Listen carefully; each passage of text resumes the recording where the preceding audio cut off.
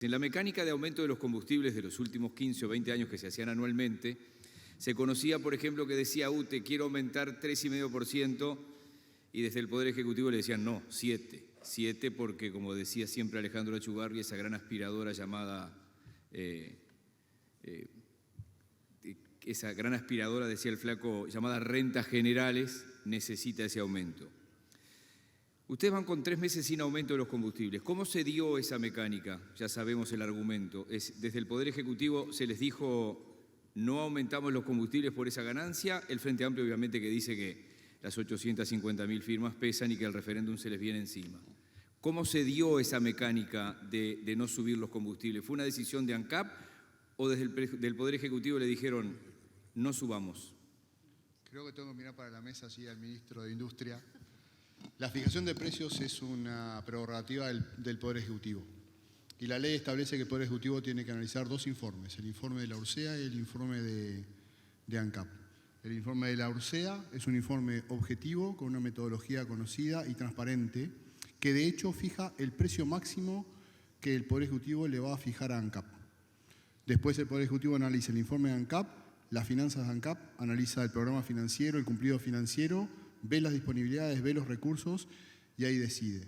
La pregunta que yo le haría a muchos es, ¿por qué un monopolio pudiendo cobrar menos debería cobrar más? Y creo que eso es lo que está pasando. Tenemos una venta excepcional de energía eléctrica a Brasil que genera una ganancia extraordinaria. Esa ganancia extraordinaria se está volcando a la sociedad. Entonces no me va a decir quién lo decidió el gobierno. Yo no lo decidí, ANCAP no lo decidió. Muy bien, gracias. Complemento la pregunta de alguna manera con lo que usted hablaba recién en su presentación, que tiene que ver con los sobrecostos. Esos sobrecostos que de alguna manera dice pesan y pesan mucho. Se habla del factor X. ¿Cómo, cuándo y cuáles son las expectativas que pueden tener los consumidores? Esos sobrecostos van a empezar a bajar y, en definitiva, la forma de ajuste competitiva, que es lo que se busca, va a tener un efecto real, ¿no? Esa suba y baja en el mercado va a ser, en definitiva, la que marque los costos y no ese aumento que viene con los sobrecostos que carga esa mochila que es muy pesada. Los sobrecostos que están establecidos en el factor X que definió el Poder Ejecutivo son aquellos sobrecostos que el Poder Ejecutivo reconoce que ANCAP tiene que incurrir y que no están contemplados en el precio de paridad que un importador tendría que incurrir. Por ejemplo, el subsidio del supergas. ANCAP tiene una parte en esos sobrecostos y en esa parte estamos trabajando. Una de ellas, por ejemplo, era el sobrecosto debido a la parte del sobrecosto, esos 62 centavos de pesos por litro que se cargan a los combustibles, a la gasolina y gasol que se compran en Uruguay para financiar el sobrecosto del etanol. Bueno, el contrato de caña de azúcar al que yo me referí en mi presentación es parte del esfuerzo de ANCAP para reducir esos sobrecostos. Ahora, el subsidio del GLP es un subsidio que es mucho más complicado, no es solamente un número, hay muchas familias, muchos hogares que están involucrados y en el taller de ayer le mostrábamos a los colegas de la prensa lo difícil que es manejar ese subsidio. El subsidio se tiene que manejar o por diferentes fuentes o segmentando la demanda y subsidiando la demanda o con nuevas regulaciones. El Poder Ejecutivo está trabajando en todas esas cosas, eso no es materia de ANCAP. Y la pregunta concreta, disculpame, pero es una pregunta que hay que dirigirle al Poder Ejecutivo. La pregunta es para el presidente de Antel. Ingeniero Burméndez, 2 preguntas. Hay una fuerte guerra entre Estados Unidos y China por las tecnologías. Hablo de la telefonía celular, 5G. La primera pregunta es dónde se para Antel a la hora de negociar con las grandes corporaciones mundiales, esa por un lado. Y la otra es que la portabilidad numérica, que es uno de los artículos cuestionados de la LUC y se van a poner en consideración, según Sutel, dice que lo cuestionan porque Antel corre con todo el gasto del cambio tecnológico y los privados no, y bueno, lo cuantifican en unos 30 millones de dólares. Son las 2 preguntas. Muy bien. Para empezar por la segunda. El sistema de portabilidad numérico para instrumentarlo requiere un cambio técnico de alguna manera. En la medida que haya clientes que decidan migrar de un operador a otro, espero que vengan para Antel, desde el punto de vista de cómo se enrutan las llamadas, se tiene que identificar si el cliente sigue estando en el operador al que se asociaba su número antiguamente. Entonces hay que montar un sistema con una base de datos, un administrador de base de datos. Esa administración de base de datos ya se han firmado los contratos, surgió todo un proceso competitivo organizado por la ORSEC, la DINATE, la GESIC y los 3 operadores en el marco del Comité de Portabilidad Numérica. Supone una inversión, pero es una inversión que, como es parte de un sistema, le toca aportar a cada uno de los operadores su cuota aparte, y estos costos se dividieron por 3. Entonces, cuando se habla de que el costo de la instrumentación de la portabilidad numérica que recae sobre Antel, no se está diciendo que de la misma medida recae sobre el operador B y sobre el operador C, con lo cual desde el punto de vista económico es totalmente neutral lo que puede significar el costo del sistema de portabilidad numérica. Y después pagaremos, en función del éxito que tengamos en obtener más clientes o de seducir más clientes, el precio por ese sistema. También hay algunos costos adicionales de adaptar los sistemas, pero eso nos toca seguramente también a todos. Así que me parece que ahí esa es una pregunta, yo diría, secundaria frente a lo que puede ser para el cliente el beneficio de tener un grado mayor de libertad y de recibir de los operadores productos que satisfagan mejor sus necesidades, y desde el punto de vista de las empresas, o por lo menos de la nuestra, la oportunidad que significa, desde nuestra perspectiva de empresa que lidera en el mercado, que tiene la mayor cobertura territorial, que siempre ha estado adelante en materia de liderazgo tecnológico, siempre antes en la innovación de una nueva tecnología, que tiene la preferencia de los uruguayos, como decíamos, también de obtener su mercado. Creo que la cuestión ¿Se va a esperar central... hasta después del referéndum para hacer la inversión? ¿Perdón? ¿Se va a esperar hasta después del referéndum para saber qué pasa para hacer la inversión? Mire, la ley está vigente, hay un decreto reglamentario. Nosotros somos un operador que estamos sujetos a este marco regulatorio. Tenemos la obligación de actuar, y en esas funciones que nosotros estamos trabajando. Es una ley que hay que cumplirla. Las leyes están para ser cumplidas. En 30 segundos la segunda pregunta, porque nos apuran de BTV. La segunda pregunta es bastante sencilla. Nosotros somos una empresa pública. En materia de nuestras modalidades de adquisiciones, tenemos procedimientos que tienen que ver con los mecanismos de contratación del Estado, y desde el punto de vista de nuestra administración, no tomamos partido en materia de guerras comerciales entre los países. Será una decisión geopolítica eventualmente del gobierno, y en ese sentido el gobierno no ha dado ninguna instrucción en un sentido o en el otro. Muchas gracias. La pregunta es para la titular de UTE. Usted hablaba de la segunda transformación energética y hablaba también de la ruta eléctrica y de que va a haber estaciones de carga que se van a empezar a implementar en todo el país cada 50 kilómetros, según decía. ¿Cuáles son las perspectivas? ¿Cuál es esa proyección que se hace de aquí a cuándo vamos a ver esa transformación? Y por otro lado, una pregunta que se hacen todos los consumidores de energía, que somos cada uno de nosotros, que vemos con muy buenos ojos la transformación energética que ha hecho el país, pero que todavía no se ve en la tarifa que se paga. Esa perspectiva también, ¿hacia cuándo sería? Sí, respecto a la primera pregunta, hoy tenemos unos 87 puntos de carga instalados, como decíamos, en estaciones ANCAP y en algunos otros puntos básicamente de las capitales.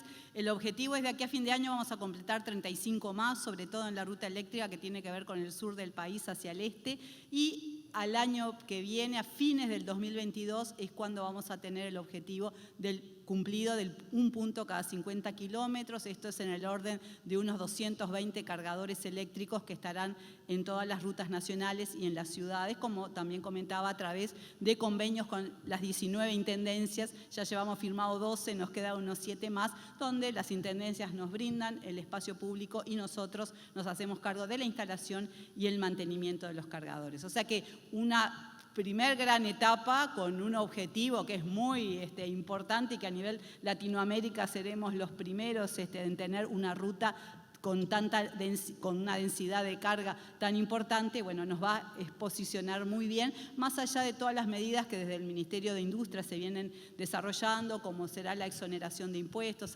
del IMESI a partir de enero del año próximo, y algunos otros temas que a nivel regulatorio venimos trabajando también con el Ministerio de Industria y la URSEA, a toda la reglamentación de la instalación de cargas en los edificios, cuáles serán los servicios de recarga energética, cómo se cobrarán. Hoy en realidad para hacer ese servicio de carga las personas requieren una tarjeta que le da UTE y que luego le viene el costo a su factura. Bueno, la idea es generalizar y hacerlo que pueda hacer a través de sus tarjetas de crédito o a través de aplicaciones con el código QR, donde las personas pueden hacer su carga en distintos puntos de la República o privada que se instalará, porque también habrá actores privados que empezarán a extender esta ruta. Así que bueno, estamos en un buen momento de despliegue y seguro que se va a cumplir con ese objetivo. La apuro también con la segunda pregunta porque los tiempos nos marcan. Voy a la segunda pregunta. Sí, en realidad UTE ya ha bajado el costo de la tarifa de la energía. En particular, el ajuste que se hizo este año fue un 5%, siendo la inflación proyectada del orden de 7%, o sea que en términos reales se ha reducido un 2% la tarifa. A su vez, aquellos clientes particulares, residenciales, que se han pasado a la tarifa inteligente o que ya la tenían y que han podido disfrutar de los cambios que a partir de enero de este año realizamos, han bajado en términos reales del orden del 15% y más sin cambiar sus consumos, porque recordemos que la nueva tarifa inteligente aplica un valor bajo, el que llamamos fuera de punta, sábados, domingos y feriados, las 24 horas, y redujo lo que era el horario de punta de lunes a viernes de 6 a solamente 4 horas. O sea que invito a quienes no se hayan pasado a la tarifa inteligente porque es real esa reducción. 30 segundos y el rezongo me lo llevo yo cuando entre a BTV. José, presidente del Banco de Seguros, prácticamente la contestó, o sea que le pido en 30 segundos, porque en abril Ceres decía, mercado de pólizas para pagar jubilaciones de la SAFAP es la bomba que amenaza al Banco de Seguros del Estado. En parte la contestó, pero capaz que haya algo más para agregar. Sí, en realidad nosotros teníamos el tema del pago de la renta vitalicia tiene problemas de efectos de diseño, que hace que nosotros en algunos casos, por ejemplo, jubilaciones bonificadas, le pongo el ejemplo de una jubilación bonificada, vive una persona con $50.000 ahorrado en su vida. ¿Qué hace el banco? El banco dice, bueno, tenés $50.000, tenés tal edad, vas a vivir hasta tanto, la tasa de interés de los últimos 24 meses es tanto, el cálculo es que te toca tanto por mes mientras vivas.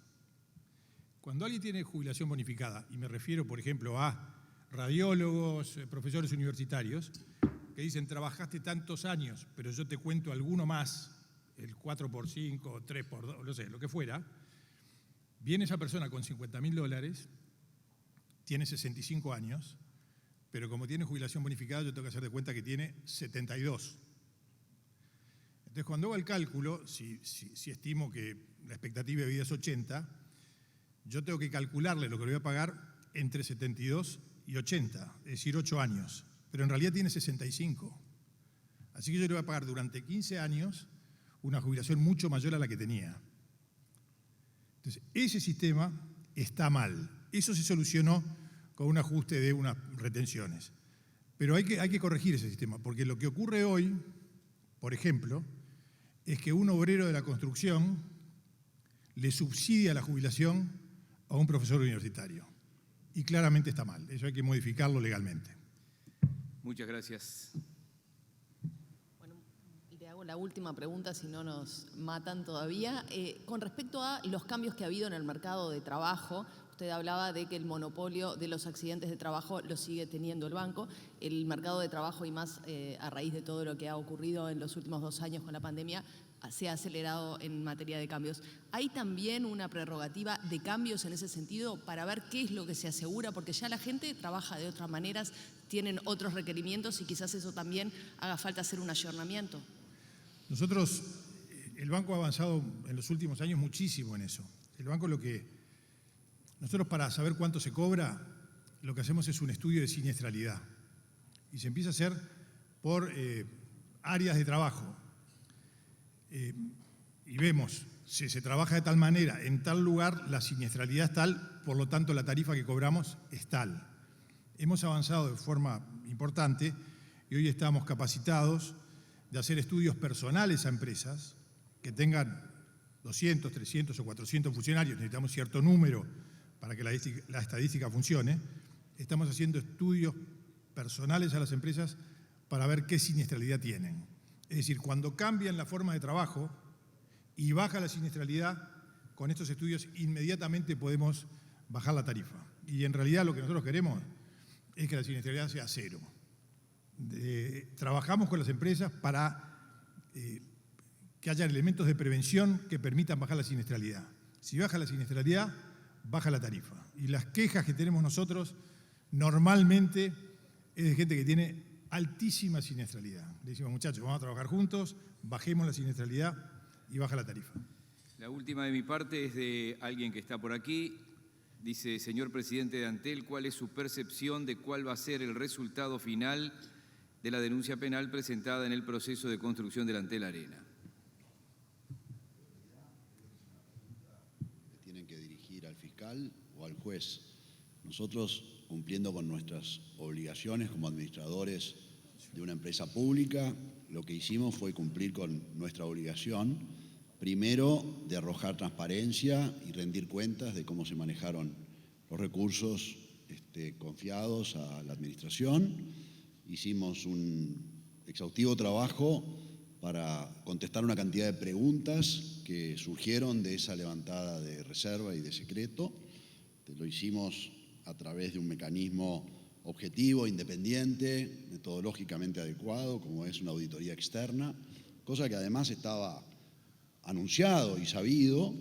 En función de esos hallazgos, procedimos a dar cuenta a la Junta de Transparencia y Ética Pública y en función de esos hallazgos también cumplimos con nuestra obligación, que es, ante hechos de apariencia irregular, hacer las denuncias correspondientes, porque además, si no, podríamos incluso nosotros estar omisos y cometer una falta de no hacerlo. Entonces, hemos puesto a disposición de quien corresponde la denuncia de hechos de apariencia irregular. No nos corresponde a nosotros como administradores ni tipificar delitos ni asignar responsabilidades, que es una tarea sobre lo cual se pedirá al fiscal si encuentra mérito para proseguir una investigación penal y de su desenlace determinará del curso de las actuaciones del ámbito de la justicia.